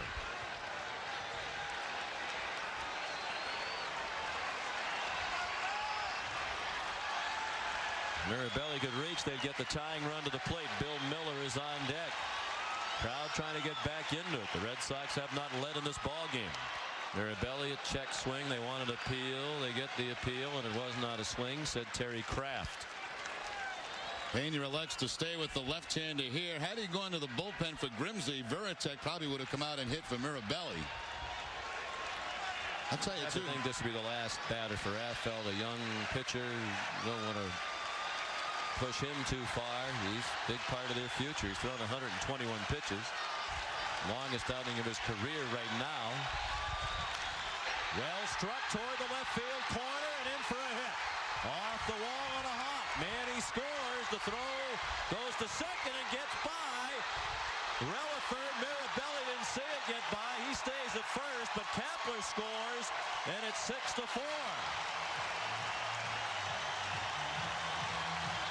Mirabelli at his back turn, retreating back to first base. And he didn't see the ball roll past Relaford and go all the way to the photographer pit, or he would have been in scoring position. But it's a break for the Red Sox nonetheless. It allowed Kapler to score, and the Red Sox will get the tying run to the plate with one out here in the 8th inning, and it'll be the end of the night for Wakefield. As you mentioned, Sean, too, they see Mirabelli putting the brakes on and getting back to first base. Meanwhile, the ball's getting by him, and the wise thing to do, if you're not sure, stop. But you mentioned it. They've made mistakes after mistake that's hurt him, and it looks like it's hurting him again this inning. Red Sox threatening to tie it up when we come back. Jeremy Affeldt out after 7 1/3 innings, longest outing of his career, 122 pitches. The veteran Jason Grimsley, the new pitcher. And his first pitch, a ball outside to Bill Miller, representing the tying run at the plate. Good start on the season for Grimsley. 13 appearances. Opponent's batting average only .205. He's allowed 4 earned runs. Grimsley, 36 years old. Member of 2 World Series championship teams with the Yankees in '99 and 2000. Miller shoots one foul off to the left. Bill's 0 for 3 tonight. The last play was scored a single for Mirabelli and 1 run batted in. Stairs, the left fielder, charged with an error for that throw back into the infield that allowed Kapler to score the second run on that play. So 2 runs in, still just 1 out in the inning. Mirabelli, the runner at first, held by Harvey. Brian Daubach has come into the on-deck circle to hit for Pokey Reese. Ball way outside. 2 balls, a strike on Miller. Here's a look back at the play that sent Affeldt to the showers. Bill Hasselman waving him back and then telling him to go, but then by the time Mirabelli realizes it's too late. Then Bill Hasselman just joined the Major League coaching staff today, take the place of Lynn Jones, who's dealing with the injury to his eye suffered while the Red Sox were in Cleveland.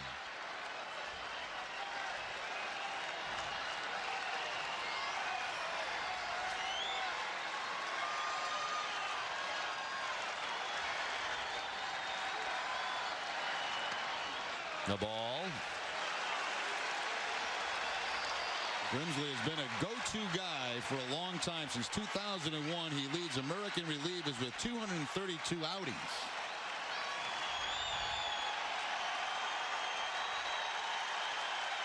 Many of the fans on their feet.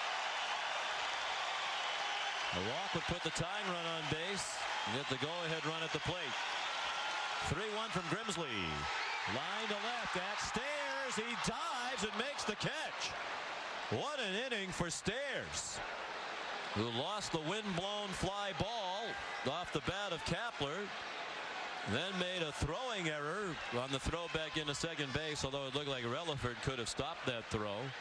And now he makes a terrific catch on a well-struck line drive that was sinking fast and left. Well, exactly right, and that's not an easy play. That ball was hit on a line, but the one thing coming off the bat of the left-hander, it's moving back toward left field, and that certainly helped Stairs make that fine play. I'll tell you one thing, that's not a fly ball, but every fly ball now is going to be an adventure the way this thing is whipping around. Flag straight out, blowing across the field from left to right. You mentioned wind gusts up near 30 miles an hour now, with the arrival of the cold front that's supposed to cool things off throughout the weekend. Here's Daubach hitting for Reese, who is 0 for 3 tonight. Daubach is 5 for 24 for the Red Sox this year. 0 for 1 as a pinch hitter. He pulls one just foul.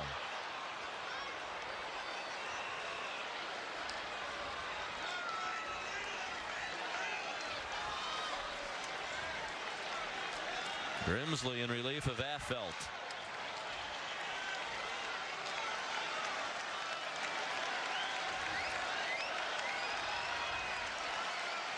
Talking with the Royals, they mentioned before the game, a lot of them, that they've just found ways to lose games that they could have won, trying not to hand away another.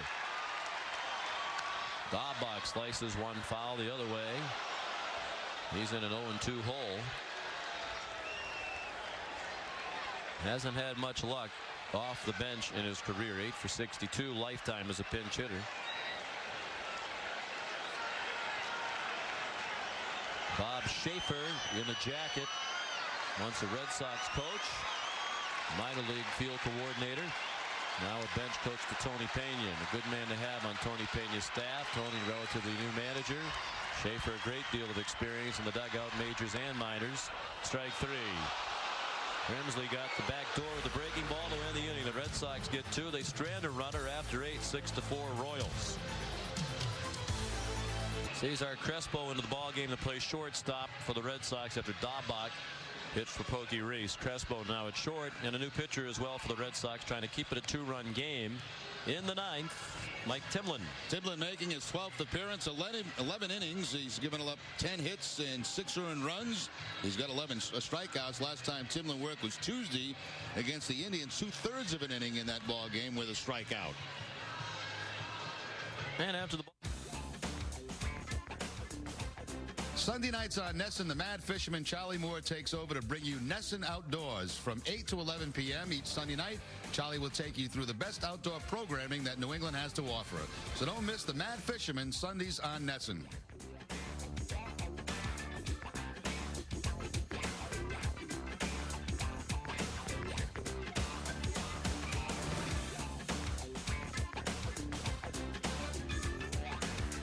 Pitched 8 innings tonight. He allowed 6 runs, 4 earned on 9 hits. Walked 1 and struck out 3. Also hit 2 batters.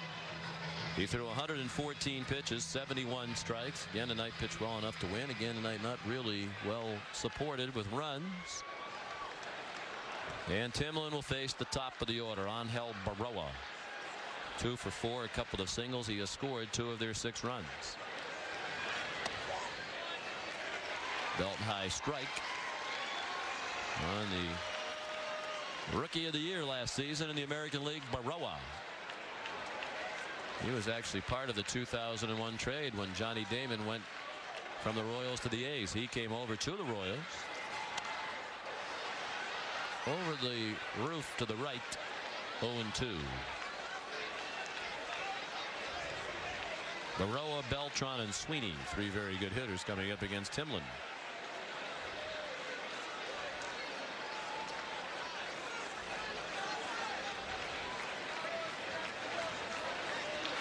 Baroa, 26 years old, from the Dominican Republic.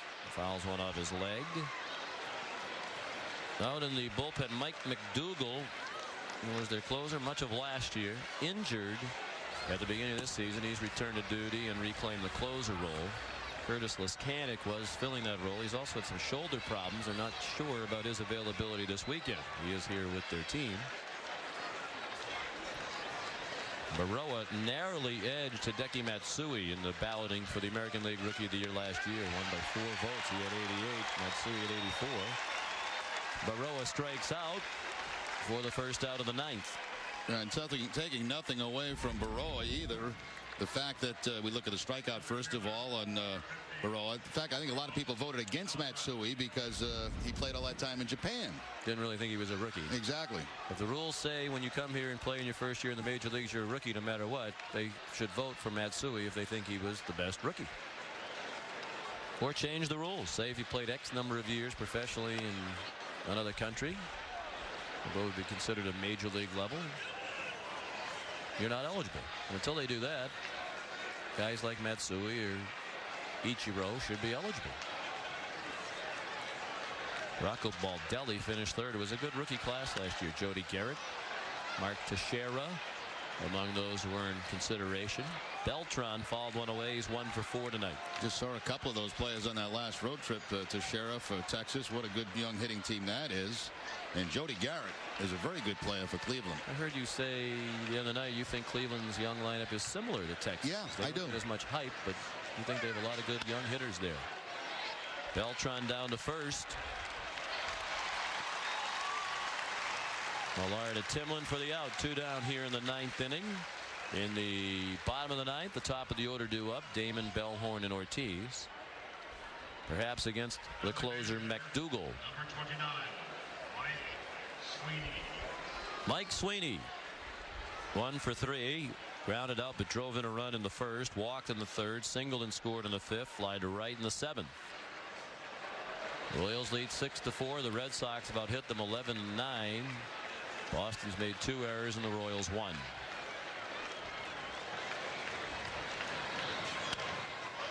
And a pop-up in shallow left center. Take nothing for granted with this breeze. Damon there. A 1-2-3 ninth for Timlin. We go to the bottom of the ninth, 6-4 Kansas City. Game series 6-4. They have Mike McDougal in to try to close it. Sean, you mentioned that he spent time with the Sabeless. Stomach virus kept him on the DL from March 26th till April 24th. He has one save on the season. He had 27 a year ago for Kansas City, and he can throw hard. He follows a hard thrower in Jeremy Affeld, who pitched 7 1/3 innings, the longest outing of his career by 1/3 of an inning. He allowed 4 earned runs on 11 hits. Affeld walked 1 and struck out 4, hit a batter, threw a wild pitch, gave up a home run. He threw 122 pitches, 78 strikes. Now McDougal against the Red Sox team that's been productive in the late innings lately. Half their runs over the last 32 runs scored have come from the 7th inning on. They got 2 in the 8th to make it a tighter ball game. They'll need 2 more to tie, 3 to win. And Johnny Damon waits as a fan. A couple of fans actually are running on the field.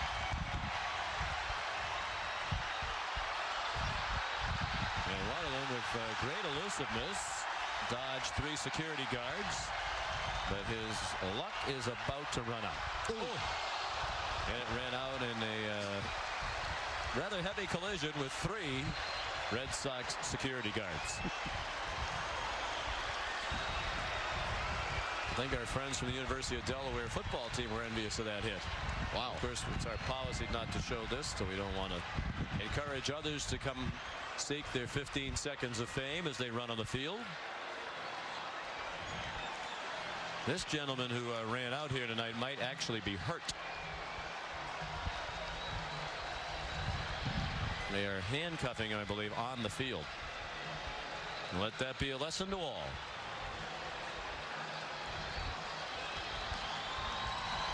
They have handcuffed the one fan who ran away. The other guy they grabbed very quickly.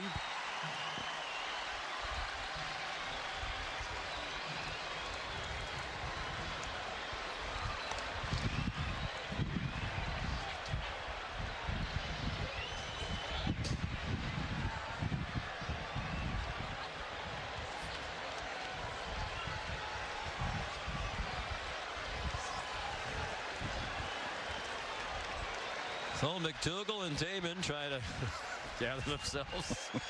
We, to be quite honest about it, folks, had another look at that in our isolation monitor, and the guy did take a pretty serious shot. That's the price you pay when you run on the field.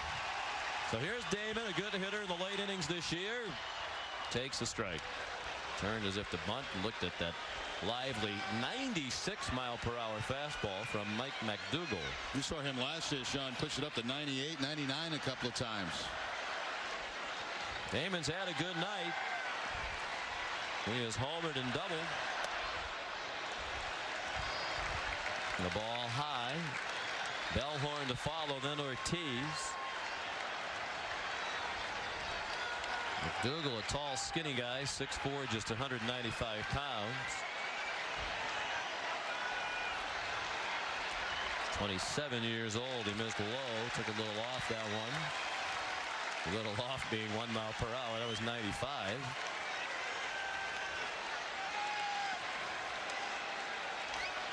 McDougal, the former first-round pick back in 1999 out of Wake Forest University. Fouled away, 2-2. He was an all-star last year. Joined Mike Sweeney. McDougal made it as a rookie. The only other Royal rookie ever to make the all-star team was Kevin Seitzer back in 1987. McDougal went to the game but did not get in the ball game. His 2-2 to Damon is outside, ball 3. If Johnny gets on, that gets the tying run to the plate. And the sellout crowd rising as one again. Where the sellout minus at least one fan.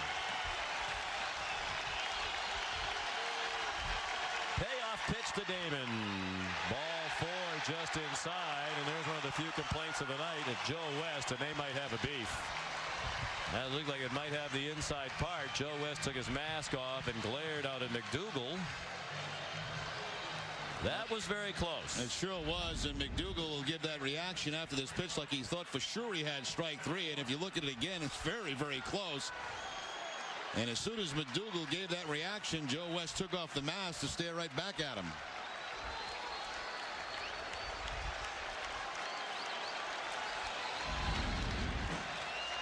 Now the tying run at the plate. Mark Bellhorn, the batter. Swing and a miss for strike one.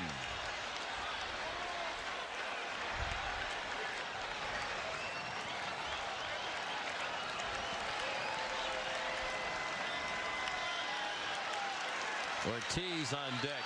And if it gets that far, it'll be Ramirez. 6-4 Royals.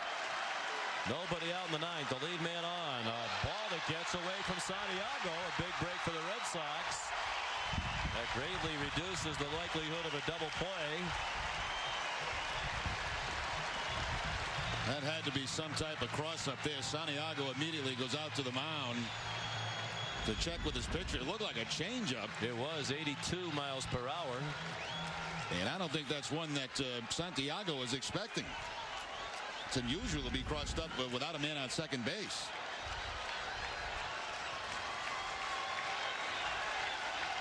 A pass ball charged to Santiago.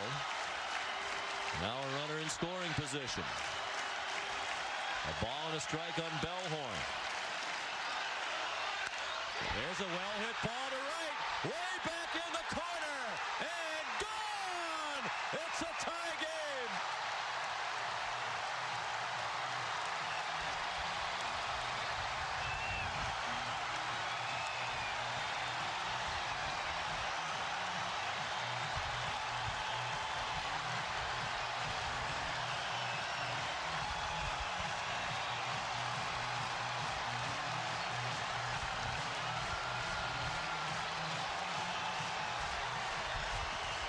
Well, that didn't take long. The walk on a questionable call to Johnny Damon, and Mark Bellhorn gets out in front of one of those 95-mile-an-hour fastballs and pulls it to right field to tie this score. Third homer of the year for Bellhorn. And Ortiz takes a strike at the knees. Now the Red Sox with 3 outs to win it. Still nobody out in the inning. A huge hit for Bellhorn.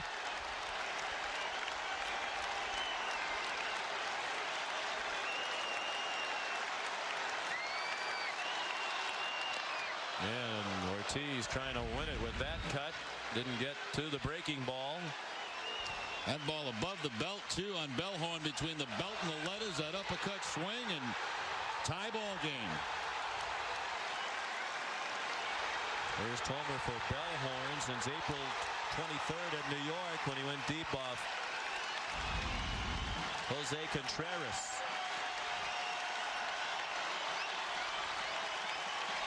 That was 49 at-bats ago.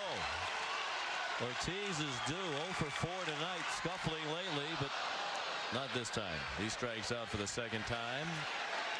1 out here in the ninth. And here comes Manny, who has 3 hits already tonight. All them singles he scored last inning.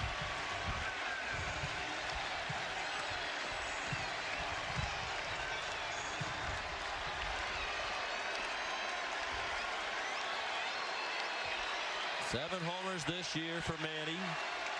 354 with his homer last night for his career. 64th in Major League Baseball history. If they could hit one here, he'd move into 63rd place all time to tie Greg Vaughn and send everybody home happy except the Royals. Well, you mentioned it earlier, Sean. Mistakes have hurt the Royals, and it certainly hurt them again tonight. They're having that kind of a season where these are the things that have been happening to them over and over again. And they still have a chance to win it if they can get out of the rest of this inning. There's the list we spoke of.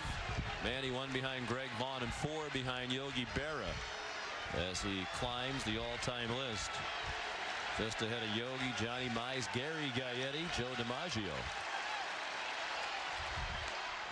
Inside a ball. Yeah, he's not likely to get any close ones either after that first exchange with Joe West.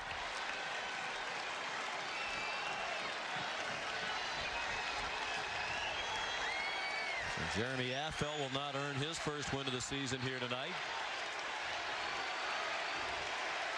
Look out, breaking ball up around the head of Ramirez. Certainly that's not what McDougal was trying to do with a 79-mile-per-hour slider.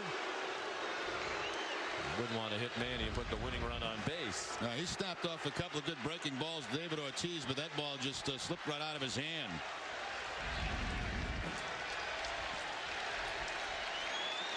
Now 3-1, and Manny looking for a pitch he can launch. With Kevin Millar, a red-hot hitter on deck.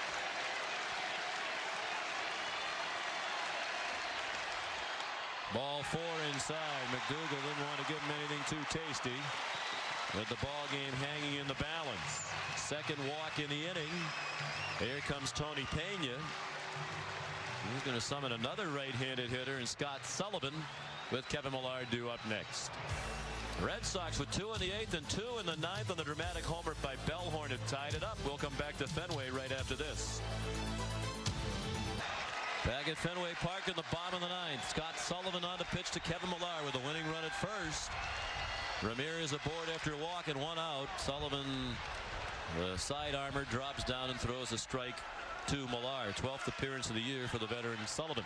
Spent last season with the Reds and the White Sox.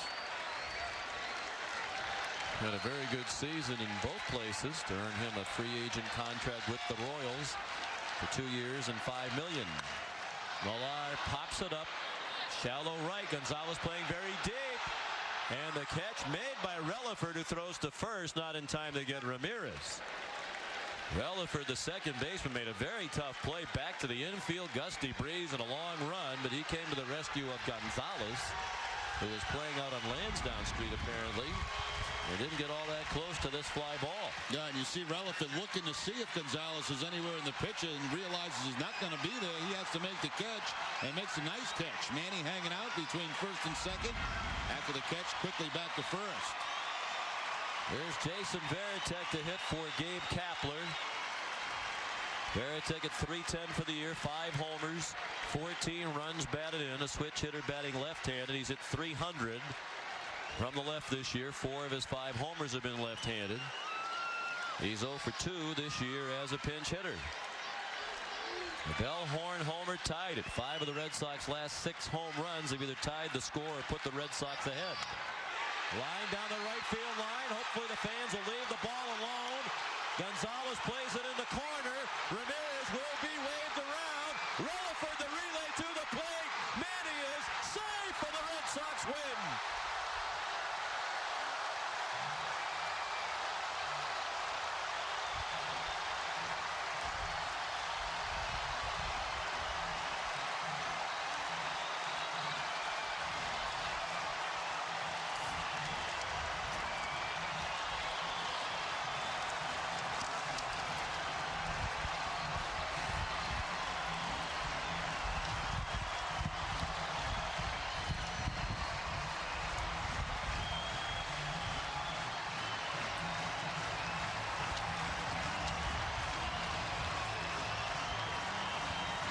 A rousing start to this homestand for the Red Sox. They win their 3rd in a row. They come from 6-2 now with 2 runs in the 8th and 3 in the 9th. And the game-winning RBI on the pinch hit by Jason Varitek that scored Ramirez standing up, which might have made it closer than it otherwise would have been. And one thing that helped here, the outfield is playing very deep, trying to prevent the extra base hit. And that took a long time for Gonzalez to get in and feel that ball. Manny coming all the way around, no slide. He just steps on home plate and scores the winning run. What an exciting 9th inning for the Red Sox. But you see how long it took Gonzalez to get that ball out of the corner. He was playing really deep and had a long way to go. And that gave Manny the opportunity to score all the way from first base. It's a double for Varitek and an RBI. And the Red Sox win it 7-6. And another excruciating loss for Jeremy Affeldt and the Royals. in a season filled with them already through just 27 games, as they dropped to 8-19 for the season, 2-13 on the road. Let's go to Dan Roach. All right, thank you very much, Sean. Jason Varitek, one of the heroes tonight. Jason, what were you looking for when you got up there? And man, what was it like to watch Manny run the bases? You know, I'm just trying to be aggressive with the ball on the plate, and he threw a changeup in the middle of the plate, and I was able to hit it down in the corner. Lucky we have our home corner down there. Did you think Manny had a shot to score? I had no idea. I was just getting a second. How about the hit of Bellhorn, the job that he did tonight? Tremendous. We battled back. Doug had a big hit earlier in the game, and then Bell with the big home run to tie it up. And also, Wake got you guys in there with some struggle defensively, but he kept you in there. No, I mean, that's huge. He kept them right where it was, and he did a phenomenal job of keeping them there, and then finally we got something going. Lastly, what kind of things does it do for you guys in the clubhouse to come out with wins like this? You know, this team's done it before. We've done it in the past, and it's great to be at home and be able to do it again. Thanks, Jason. Thank you. Sean, let's go back to you. All right, Roachy, good job, particularly with that interview being played over the PA system and a lot of echoing in the background. Red Sox win it 7-6, 7 runs, 13 hits, 2 errors, and 9 men left on base for Boston. For Kansas City, 6 runs, 9 hits, an error, and the Royals stranded 6. The winning pitcher, Mike Timlin, with 1 perfect inning of relief in the 9th. He's 2-1, and Mike McDougall blew the save and then took the loss. He is 0-1. 2.